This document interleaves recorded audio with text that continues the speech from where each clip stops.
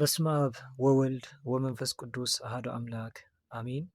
ተመንሲ ርእሱ መረቕ ኮይኑ ሞይቱሲ ርእሱ ጥራይሲ ተጠቕጢቓ ኣነ ከዓሲ ይበልዓ ግን ከዓስ ኣምላኽሲ ይቕየመለይ ዶ ኢለ ከዓሲ ይፈርሕ ዘይተፈቐዱ ምስ ሃይማኖትና ዘይኸዱ ነገራት ትበልዒ ከም ዘለኺ እና ግቡእ ከም ዘይኮነ ኣምላኽ ትሕዝንዮ ከም ዘለኺ ንእግዚኣብሔር ኣምላኽ ትሕዝኒ ከም ዘለኺ እዩ።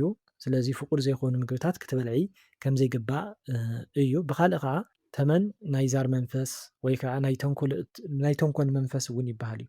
ስለዚ ተንኮለኛታት ዝኾኑ ሰባት ዝመኽሩኺ ምኽርታት ከምኡ እውን ናይ ርኩስ መንፈስ ሕማቕ ዝኾኑ ምኽርታት ትቕበሊ ከም ዘለኺ ትፍፅሚ ከም ዘለኺ ትገብሪ ከም ዘለኺ እዩ። ስለዚ ካብዚ ትቁጠቢ ከም ዘለኪ እዩ ኣምላኽ ዝሕብረኪ ዘሎ ማለት እዩ። ንስሓ እውን ክትኣትውሉ ከም ዘለኪ እዩ። ወይ እውን ንርኩስ መንፈስ ተባሂሉ ዝተሰውአ መስዋዕቲ ትበልዒ ከም ዘለኺ ወይም ክትበልዒ ከም ዘይግባእ ናይ ኣሕዛብ ምግቢ ክትበልዒ ከም ዘይግባእ ናይ ሙስሊም ክኸውን ይኽእል ብእምነት ምሳኺ ነዘይመስሉ ሰባት ማለት እዩ። ወይ ከዓ ንቐፃሊ እውን ክኸውን ይኽእል ናይ መፃኢ ከምዚ ዓይነት ነገር ርኩስ መንፈስ ዝሓስበልኪ ነገራት ኣምላኽ የጠንቀቐካ ኣሎ ማለት እዩ። ኣብ ሰማይስ ምስሊ ናይ ኢየሱስ ክርስቶስ የርኢ ኣባ ዘወንጌል ብፀጋም ሰማያዊ ለቢሶም ካብ መዓንጥኦም ንላዕሊ ይሪኦም ደጋጊመስ ኢየሱስ እናበልኩስ ረኣይዎ ይብል ኣዝዩ ፃዕዳ ክዳን ዝተኸደነ ነዊሕ ብጣዕሚ ክንፊ ብጣዕሚ ዓብይ ብየማን ነፂረስ ኣይርኦን ድዩ ግን ኣዝዩ ፅቡቕ እዩ ነዊሕ ሰዓት ኢየሱስ ሕጉስ ገፅ ይረኣየኒ ኣነ ከዓስ ብዙሕ ይፅውዖ ሓንቲ ሰበይቲ ቴሌፎን ሃብኒ ይብላ ክስእሎ ደልየ ይብላ ትህበኒ ምስኣል ኣብይኒ ኣይሰርሕን ይብላ ከፊታ ትህበኒ ክስእሎ ምስ በልኩሲ ይኸይድ ምስኣልስ ይኣብየኒ ብምዕራብ ፀሓይ ደም ለቢሳ ብጫ ክዳን ዝተኸደኑ መነኮስ ኣብ መሬት ደቂሶም እግሮም ንላዕሊ ገይሮምሲ የንገርግሩ ይሪኦም እንታይ ይኸውን? እቲ ንሱ መፀዋዕዖ ክብሪ ምስጋና ይኹን እሞ ንጎይታና ኣምላኽና መድሓኒትና ኢየሱስ ክርስቶስ ይሪኦ ትብል እየ ዘለኺ ክርስቶስ ኣምላኽ ይግለፀልኪ ከም ዘሎ ይረኣየኪ ከም ዘሎ እዩ። ወይ ከዓ ሚስጢር ኣምላኽ ይግለፀልኪ ወይም ከም ዝግለፀልኪ እዩ። ኮይኑ ግን ዝተገለፀልካ ነገር ኣብ ልብኻ ኢኻ ትሕዞ እምበር ንሰባት ናይ ምንጋር ፀገም ምናልባት ክህልወኪ ይኽእል ዝረኣኽዮ ነገር ከምዚ ኮይኑ ምባል ኣየድልን ማለት እዩ። ከምኡ ዓይነት ባህርያት እንድሕር ዳኣ ሃሊኪ ከምኡ ከዓ ዝረኣኽዮ ነገራት ክስእሎ ኣለኒ ወይም ሼር ክገብረለኒ ኣይባሃልን ማለት እዩ። መንፈሳውነት ወይም እግዚኣብሔር ኣምላኽ ዝገለፀልካ ሚስጥራት ብሕቡእ ብልብኻ ጥራይ ኢኻ ትሕዞ ዘለካ ከምኡ እውን ንዝምልከቶ ኣካል ጥራይ ኢኻ ትዛረብ ዘለካ ማለት እዩ። እና ከምዚ ዓይነት ባህርያታት ወይም ባህሪ ከም ዘለኪ ከምዚ ዓይነት ፀባይ ከም ዘለኪ እዩ። ዝረኣኽዮ ነገራት ንኩሉ ኢልካ ኣይዝረብን ማለት እዩ። ሽዑ እቲ መነኩሴ የንገርግር ነይሩ ትብል እየ ዘለኺ ንክርስቶስ ምስ ረኣየ እንድሕር ዳኣ ኮይኑ ብሓፈሻ ዘንገርግር ዘሎ መነኩሴ ዘይኮነሲ ንመነኩሴ ናይ መነኩሴ ኮይኑ ግን ግብሩ ግን ናይ ሰይጣን ግብሪ ወይም ናይ ዲያብሎስ ስራሕቲ ዝሰርሕ ወይ ከዓ ናይ ምንኩስና ተግባር ዘይብሉ ማለት እዩ። ዘንገርግር ዘሎ ቀዳማይ ይቅፃዕ ከም ዘሎ እዩ ቅፅዓት እዩ። ካልኣይ ከዓ እቲ ኣብኡ ሓዲሩ ዝተዋረሶ ርኩስ መንፈስ እዩ ዘንገርግር ዘሎ ማለት እዩ። ካልእ መነኮሳት ወይም መነኩሴ መፃወቲ ሰይጣን ኮይኖም ከም ዘለው ሰይጣናት ሰፊሮሞም ከም ዘለው ክኸውን ይኽእል። ካልእ ከዓ ኣብቲ ልዕሊ መነኩሴ ዝነበረ ርኩስ መንፈስ መድሃኒኣለም ብፍላይ ከዓ ትፈልጥዮም እንድሕር ዳኣ ኮንኪ እቶም መነኩሴ ማለት እዩ ኣብቲ ልዕሊኦም ዝነበረ ርኩስ መንፈስ የባርረሎም ከም ዘሎ ክኸውን ይኽእል። ካልእ ምናልባት ዝደገመልኪ መነኩሴ እንድሕር ዳኣ ሃልዩ ክርስቶስ ኣምላኽና ንዑ እዩ ዘሰናብተልኪ ዘሎ ዘባርረልኪ ዘሎ ማለት እዩ። ነባ ዘወንጌል ትርእዮም ዘለኹ እውን ብተመሳሳሊ እዚ ከዓ በረከት እዩ። ይባርኹ ከም ዘለዉ ምሳኺ ከም ዘለዉ ኣምላኽና መድሃኒና ኢየሱስ ክርስቶስ እውን ምሳኺ ከም ዘሎ ይባርኸኪ ከም ዘሎ እዚ እዩ። ብዕራይሲ ንዓይን ንሓፍተይንስ የጓየና እሞ ኣነ ከዓሲ ጎየስ ኣብ ናይ ሓደ ገዛ መንደቕሲ ሓኲረስ ኣብ ላዕሊ ይድይብ ሓፍተይ ግንሲ ናበይ ከም ዝኸደት እቲ ብዕራይ ዘጓየክን ዘሎ ርኩስ መንፈስ እዩ ምናልባት ናይ ዛር መንፈስ ማለት እዩ። እና ንስኺ ከዓ ተምልጡሉ ከም ዘለኺ ብምንታይ እዩ ብፆም ብፀሎት ወይም ብፅቡቅ ዝኾነ ስራሕቲ እግዚኣብሔር ኣምላኽ ብዝፈቐዶ ስራሕቲ ወይም ንኽተምልጡሉ ፀሎት ክትገብሪ ናብ ኣምላኽ ክትቐርቢ ንእግዚኣብሔር ኣምላኽ ክትሕዚ መሰረትና ዝኾነት ቤተክርስትያን ክትሕዚ እያ ከም ዘለኪ ናብ ቤተክርስትያን ክትሓኹሪ ከም ዘለኪ፣ ክትድይቢ ከም ዘለኪ፣ ክትኣቱ ከም ዘለኪ እዩ። እቲ ሓፍቲ ክትጠፍእ ዘላ ግን መንገዳ ስኢና ኣላ። ንስኺ እሺ ፈሊጥ ከለኺ ናብ ተፀጊዒ ከለኺ ማለት እዩ መፀጊዒ ክፈሊጥ ከለኺ ንሳ ግን ትጠፍእ ከም ዘላ በቲ ርኩስ መንፈስ ዝመፃ ዘሎ ፈተናታት እቲ ርኩስ መንፈስ ከፈራርሓ ከሎ ክኸውን ይኽእል በቲ ዝመፅእ ፈተናታት ክኸውን ይኽእል ወይም እቲ ርኩስ መንፈስ የጥፍኣካ ከም ዘሎ የርሕቃ ከም ዘሎ እዩ። ንንእሽተይ ሓፍተይሲ ነፍሳስ ብሳምና ገይረሲ እንዳሓፀብክዋ ንዓዓ ሓፂበ ምስ ወዳእኩሲ ካልኦት ሰባት እውን ነይሮምስ ኦሞ እቲ ወዲ ግናስ ሓፊሩስ ምሕፃብ ይኣቢ እሞ ኣነ ከዓሲ ኣብ ልዕል ዝበለ ነይረሲ ጥር ኢለስ ይኣቱ እሞ ይሕፀብ ሓፍተይ ከዓስ ማይ ተንጠብጥበለይ እዝስ እንታይ እዩ ንስሓ ክትኣቲ ከም ዘለኪ እዩ።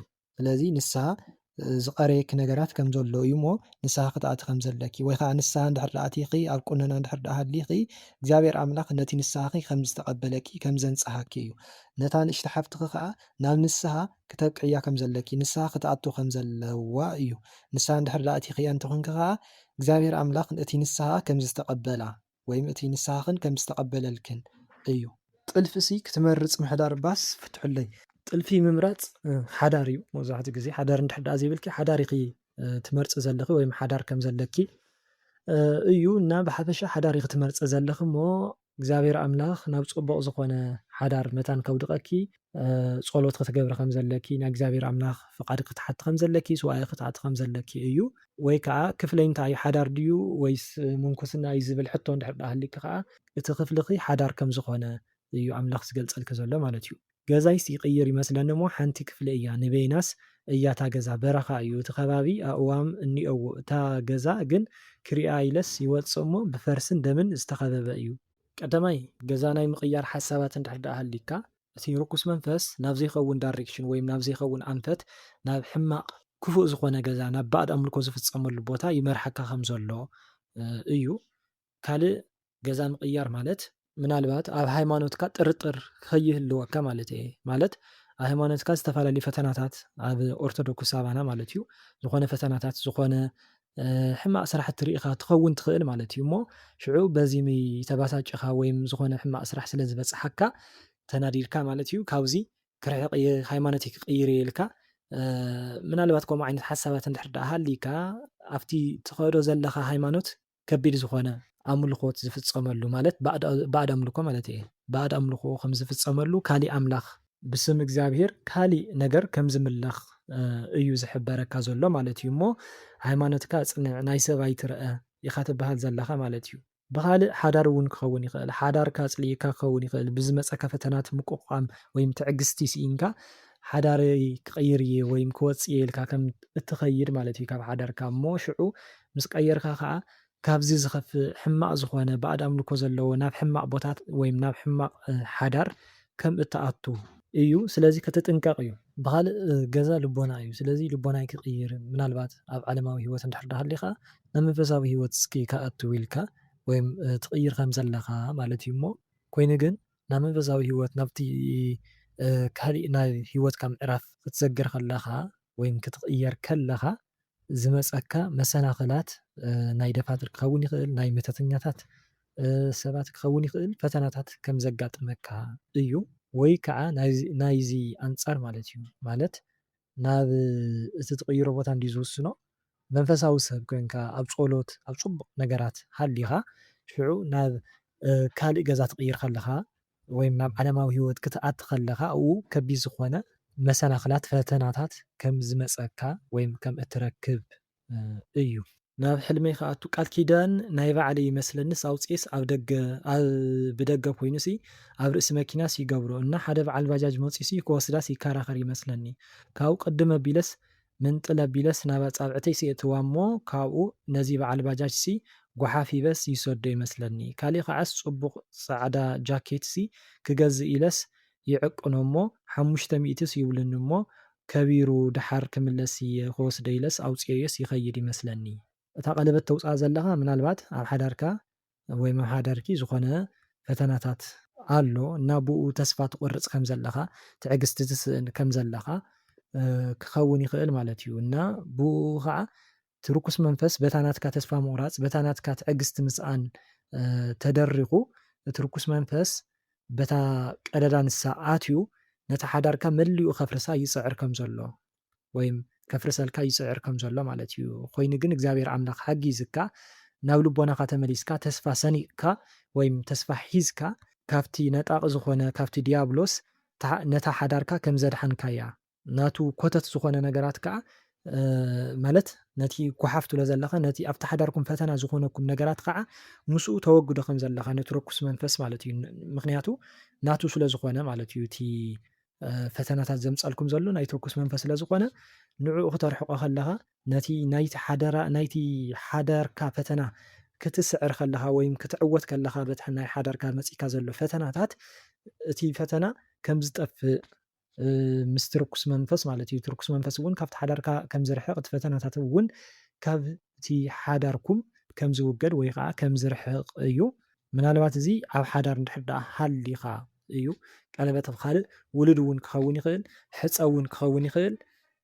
ብተመሳሳሊ ከዓ ምስ ደቂ ኣንስትዮ ንከይትረዳዳእ ከምዚ ንቁም ነገር ንከይትኸውን ንሓዳር ንከይትሓስብ ዓፂካ ዘሎ ነገራት እውን ክኸውን ይኽእል ማለት እዩ ከከም ዘለካ ካይዳ።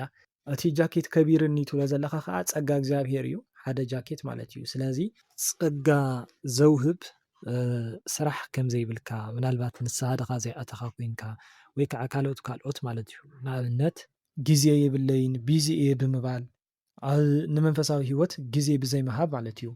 ካልእ ኣብ መንፈሳዊ ነገራት ምስሳዕ ንኣብነት ኣስራት ዘይምውፃእ ኣብ ካልእ ነገራት እንዳጥፋእኻ ንእግዚኣብሔር ክኸውን ከሎ ወይ ንነዳያን ወይ ኣብ ምፅዋት ክኸውን ከሎ ንፅቡቅ ነገር ክኸውን ከሎ ግን ናይ ስሳዕ መንፈስ ከም ዘሎ ክኸውን ይኽእል ማለት እዩ።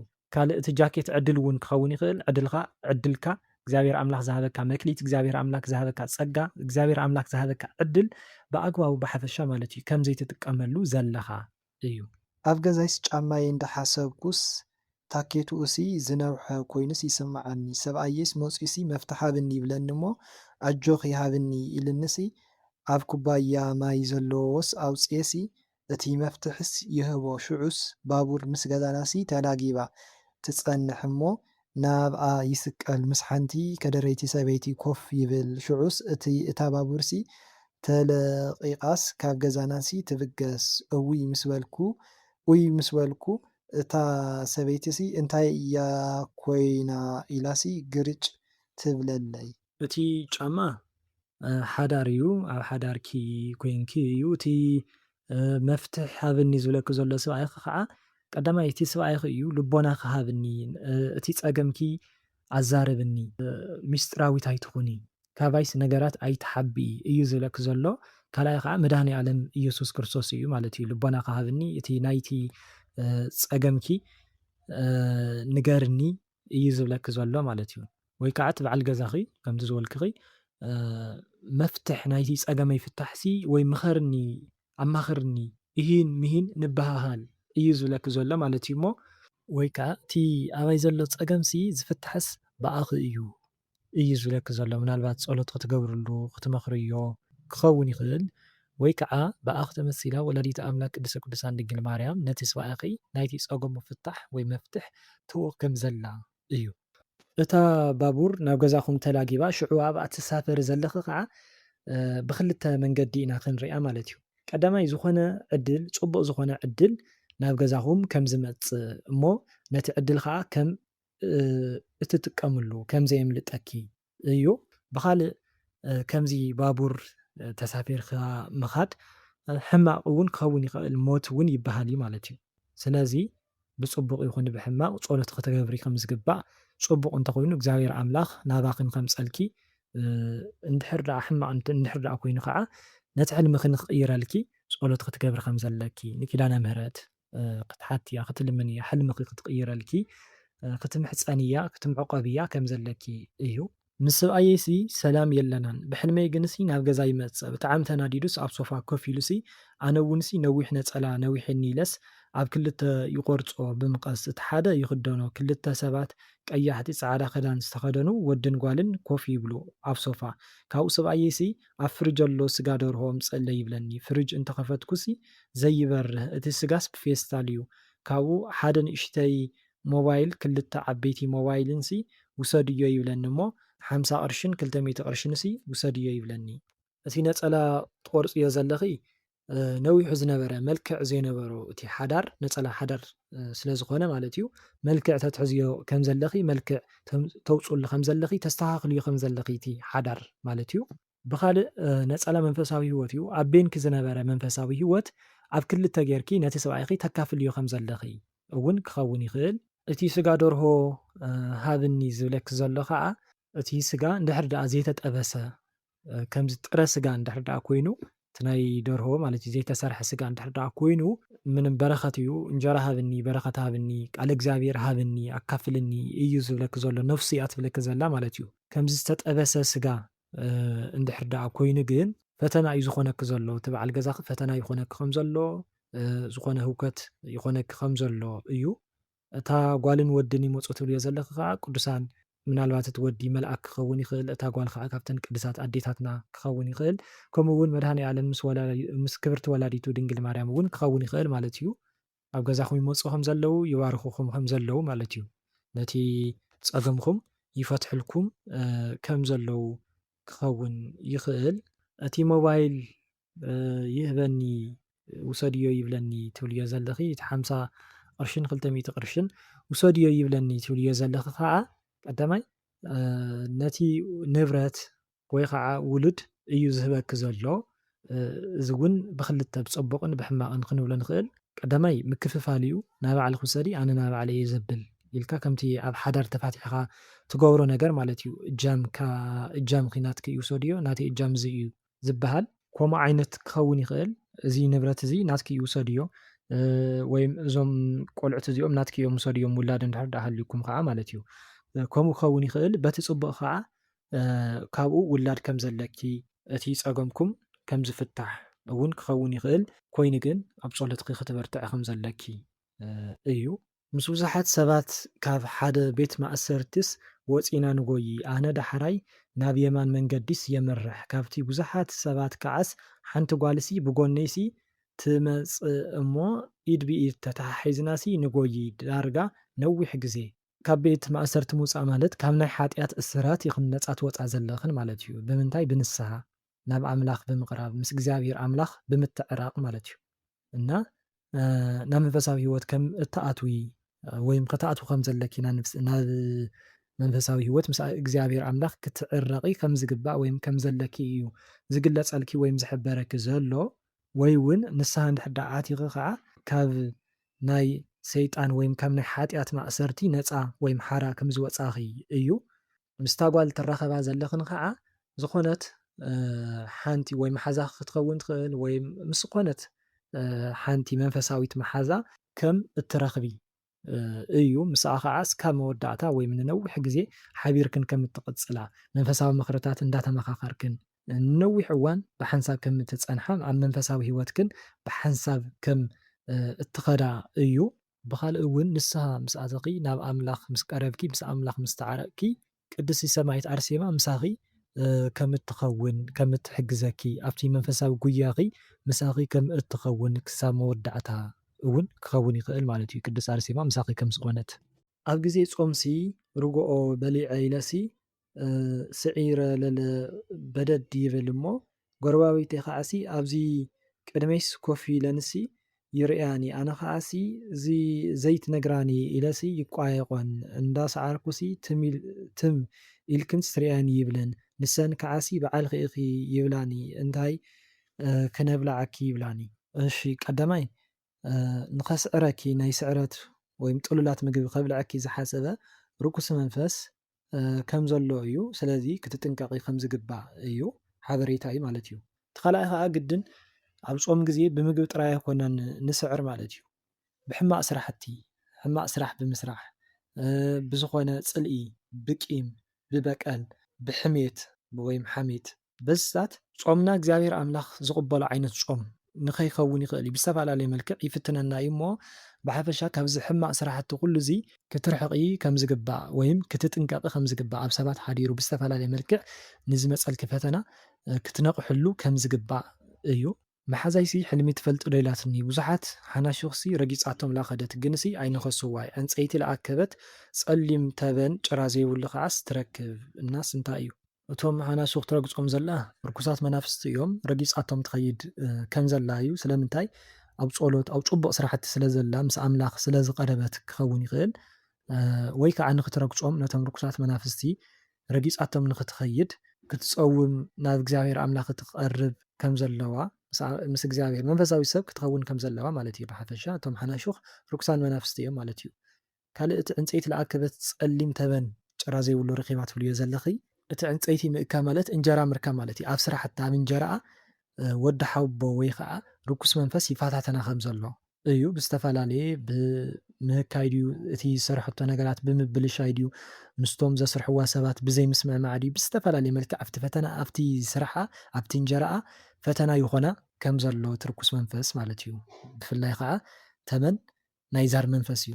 ቀትሪ ደቂሰ ከለኹስ ዝሓለምክዋስ ናብ እንዳ ክዳውንቲ መሸጣ ኣትየ ነይረስ ይወፅእ እሞ ጻዕዳ ማልያ ኣለትኒ ከዓ ካብ ነፍሰይሲ ኣውፂኡስ ይወስዳ ካብዚ ኢኻ ወሲድካዮ ይብለኒ ድሕሪኡ ይዝክሮ እሞ ናብቲ በዓል ድኳን ይኸይድ ቅድሚ 3 ወርሕስ ኣብዚ ድኳንሲ ገዚኤስ ናይ ብሓቂ ከምኡ እየ ኣብኡ እየ ገዚኤ እቲ በዓል ድኳን ደልዩስ ይስእና እታ ድኳን ዝተባላሸወት ኮይኑ ይስምዐኒ ናብታ ድኳን ኣስካላ እንዳደየብኩ ከለኹስ ይወድቕ ናብ መሬት ግን ዋላ ሓንቲስ ኣይኮንኩን ሰባት ከኣሲ ይሓቱኒ ነይሮም ክምልሰሎም ናብቲ መሬት ምስ ወደቕኩስ እንታይ ክምልሰልኩም ምስ በልክዎም ገዲፎምንስ ይኸዱ። ብሓፂሩ ርኩስ መንፈስ ናብ ዘይኸውን ነገራት ናብ መዘዛት የእትወካ ከም ዘሎ ኣብ ዘይገበርካዮ ኣብ ዘይወዓልካዮ ይኸሰካ ከሳሲ ስለ ዝኾነ ይኸሰካ ከም ዘሎ ወይም ክስ የልዕለልካ ከም ዘሎ ብዝተፈላለየ ሂወትካ ፈተና ይኹነካ ከም ዘሎ ኣብ ዘይፈፀምካዮ ጉዳይ ወይም ዋኒን ከም ዝፈፀምካዮ መሲሉ የቕርቦ ወይም የቕርበልካ ከም ዘሎ ክኸውን ይኽእል ማለት እዩ። ኣነ ድሞ ክልተ 50 ቅርሺስ ረኺበሲ እቲ ሓደስ ገፁስ ተቆሪፁ እንታይ ማለት እዩ? 50 ቅርሺ ፀጋ ውህብቶ በረከት ውልድ እዩ። ስለዚ እቲ ትረኽቦ ውልድ ክኸውን ይኽእል እቲ ትወልዶ በረኸት እቲ ትረኽቦ በረኸት ፀጋ ሙሉእ ከም ዘይኮነ ምናልባት ብናትካ ድኽመት ወይም ብናትካ ሓጢኣት ክኸውን ይኽእል ወይ ከዓ ርኩስ መንፈስ እቲ ዝተዋሃበካ ፀጋታት እቲ ዝተዋሃበካ ፀጋ የበላሸልካ ከም ዘሎ የጥፋኣልካ ከም ዘሎ እዩ። ብኻሊእ ከዓ እግዚኣብሔር ኣምላኽ ዝሃበካ ውላድ ሕሙም ይገብረልካ ከም ዘሎ ናይ ስጋ ሕማም ኣሎ ከምኡ እውን ናይ መንፈስ ማለት እዩ። ብነፍሱ ሕሙም ኣብ ሓጢኣት ነጊርካዮ ዘይሰምዕ ከምዚ ዓይነት ሰብ ንሃገር ንወገን ንዓኻ እውን ዘይጠቅም ማለት እዩ። ብኻሊእ ከምዚ ቁራፅ ረሳሕ ቅርሺ ክትርኢ ከለኻ ከዓ ህውከት ዝኾነ ነገር እውን ይበሃል ማለት እዩ። ኣብ ጎኒ ገዛናስ ኣብ መንጎ ክልተ እምኒ ዝተቐርቂሩ ተመን ድዩ ገበልሲ ዘይርዳእኒ ኣደይ ከዓስ በልዮ ትብለኒ እሞ ብዙሓት ፀዓዱ ረጋቢት መፅአንሲ ኣብ ልዕሊ ገዛናስ ይዝንብያ ዘይኸዳ ከዓ እቲ ገበር ርኩስ መንፈስ እዩ። ናይ ዛር መንፈስ ዝግበር ዝነበረ ማለት እዩ። ብናትኪ ጸሎት ወይም ብናይ ስድራኺ ድዩ እግዚኣብሔር ኣምላኽ ስለ ዝሓገዘኩም ብሓፈሻ ናብ መቐራቕዖ ከም ዝኣተወ ወይ ከዓ ተኣሲሩ ከም ዘሎ እሞ በልዮ ትብለኪ ዘላ ከዓ ብጸሎት ብመቁጠርያ ክትቃለስዮ ከም ዘለኪ እያ ትሕብረኪ ዘላ ወላዲት ኣምላክ እያ እታ ኣዴኺ ማለት እዩ። እተን ብዙሓት ረጋቢት ዝመፃ ዘለዋ ከዓ ገዛኹም መንፈስ ቅዱስ ኣብ ገዛኹም ይረብብ ከም ዘሎ ይበዝሕ ከም ዘሎ ቅዱሳን መዕረፊ ቅዱሳን ይኸውን ከም ዘሎ እግዚኣብሔር ኣምላኽ ነቲ ገዛኹም ብበረከት ብረድኤት ይጉብንየኩም ከም ዘሎ እዩ። ኣብ ስደት እየ ዘለኹ እና ግፍሕ ዝበለ ገዛስ ኣትየ ይመስለኒ እሞ ኣብ ዓራት ኮፍ ኢለስ ናይ ቀደም መሓዛይሲ ጫማኣ ሳንጣኣ መተኮሲ ጨጉራ ኣብ ሓደ ካርቶን ተዓሽጉስ ኣብቲ ጎነይስ ተቐሚጡ ኣነ ድማስ ክፍት ኣቢለ ይሪኦም እሞ ይገርመኒ መን እዩ ኣምፂዎ ይብል ድሙቕ ደም በጊዕ ዓይነት እዩ ድማ እቲ ሕብሩ ሓደ ዓይነት እዩ ግን እቲ ሰብኣያሲ ዝሰደዶ ይመስለኒ ብዘይ ካብቲ ፅብብብ ኢልክ ዘሎ ካብቲ ዘይትፈልጥዮ ማሕበረሰብ ወይም ካብ ድላይትኪ ካብ ዘይትዕንድርሉ ዘይትኸድሉ ካብ ከምዚ ዝበለ ቦታ ከምቲ ስደት ትብልዮ ዘለኺ ማለት እዩ ናብቲ ደስታ ክትገብርሉ ናብ ደስታ ክትፍፅምሉ ከም ልቢ ክትጓዓዝሉ ነፃነት ናብ ዘለዎ ናብ ዓድኺ ከም እትኣቲ ወይም ከም እትምለሲ ኣብ ዓራት ኮፍ ምባል ከዓ ሓዳር ምዕረፊ ምርካብ ሓዳር ከም እትገብሪ ዓድኺ መፂኺ እዩ። እቲ ናይ መሓዛይ መተኮሲ ጨጉራ ኩሉ እቲ ጫማኣ ሳንጣ ትብልዮ ዘለኺ ከዓ እቲ ሰብኣያ ዝሰዶ ዘሎ ምናልባት ትፈትውዮ መልኣክ ክኸውን ይኽእል ከምኡ እውን መድሃኒ ዓለም እውን ክኸውን ይኽእል ዕብይ ዝበለ እንድሕር ዳኣ ኮይኑ ማለት እዩ ሓዳር ናብራ ይህበኪ ከም ዘሎ እዩ። ምናልባት ሓዳር እንድሕር ዳኣ ሃሊኪ ማለት እዩ ናብ ሓዳርኪ ናብ ናብራኺ ከም እትምለሲ ኣብ ዓድኺ ወይ ናብ ዓድኺ ኣብ ዓድኺ እቲ ዘለኪ ናብራ እቲ ሓዳርኪ ከም እትቕፅሊ እውን ክኸውን ይኽእል ማለት እዩ። ኣብ ሓዳር ውሽጢ ዝተወሰንኪ ሰብ እንድሕር ዳኣ ኮንኪ ብሕልሚ ለይቲሲ ኣብ ሓዊ ዝነድድ ገዛ ኣብኡ ምህላውካስ እንታይ ማለት እዩ? ቀዳማይ ኣብ ነገር ትርከብ ከም ዘለኻ እዩ። ኣብ ዝተፈላለዩ ነገራት ወይ ኣብ ዝኾነ ህውከት፣ ኣብ ዝኾነ ፅልኢ፣ ኣብ ዝኾነ ባእሲ ትርከብ ከም ዘለኻ እዩ ወይ ኢድ ኣእታውነት ከም ዘለካ ክኸውን ይኽእል። እቲ ካልኣይ ከዓ ሓዊ እንዳተቃፀለ ኣብኡ ክትርከብ ከለኻ ከዓ እንጀራ ምርካብ እውን ዝብልዎ ኣለዎ ማለት እዩ። ሳልሳይ ናይ ቀፃሊ ወይ ናይ መፃኢ መንበሪኻ ወይ መዕረፊ ቦታኻ ፅቡቅ ከም ዘይኮነ ናይ ነፍስኻ ማለት እዩ። ማለት ዘለኣለሙ ዘይውዳእ እሳት ወይ ሓዊ ኣብ ዘለዋ ሲኦል ከም ዝኾነ እውን ክኸውን ይኽእል። ሓደ ዓብይ ሰብኣይስ ኣብ ገዛና ቆፎ ንህቢ ኣብ መንደቕ እንዳሳሉን ገይሩልና ከይዱ ኣነ ድማሲ እዚ ሰብኣይሲ ንህቢ ከንክሰና ኢለስ ኮረ ካብኡ ነቲ ቆፎሲ ንህብስ ኣነ ክፈትክዎ እሞ መዓር መሊኡ ነበረ ከፈትክዎ እሞ መዓር መሊኡ ነበረ ኣነ ከዓስ ይብርብሮ ነይረ ረጒዱ እውን ነበረ መሊኡ ሕምባሻ ኮይኑስ ይረኣየኒ ካብኡ እውን ወለደይን ኣሕዋተይንሲ ምሳይስ ነበሩ እዚኣ ከውፃ እሞ ንበልዕ ኢናስ ይብል። እቲ ሰብኣይ መድሃኒ ዓለም እዩ። እቲ ቆፎ ንህቢ ሒዙልኩም ዝመፅእ ዘሎ ከዓ ቀዳማይ ስጋ ወደሙ እዩ። ካልኣይ ቃል እግዚኣብሄር ቃል ኣምላኽ እዩ ዝምግበኩም ዘሎ እና እቲ ጥዑም ዝኾነ ቃል ኣምላክ ወይ ምግቢ ኣምላክ ወይ ከዓ ቃል እግዚኣብሄር እዩ ዝምግበኩም ዘሎ። ካልእ እቲ ትምኒትኩም የሳክዐልኩም ከም ዘሎ እውን ይበሃል እዩ መዓር ማለት እዩ።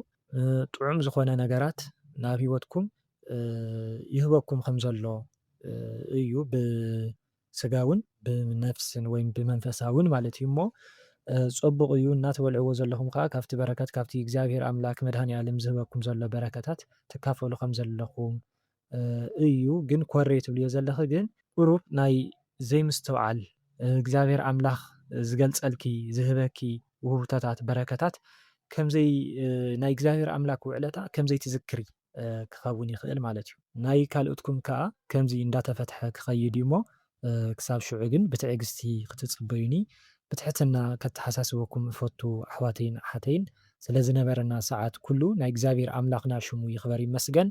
ወስብሃት ለእግዚኣብሄር።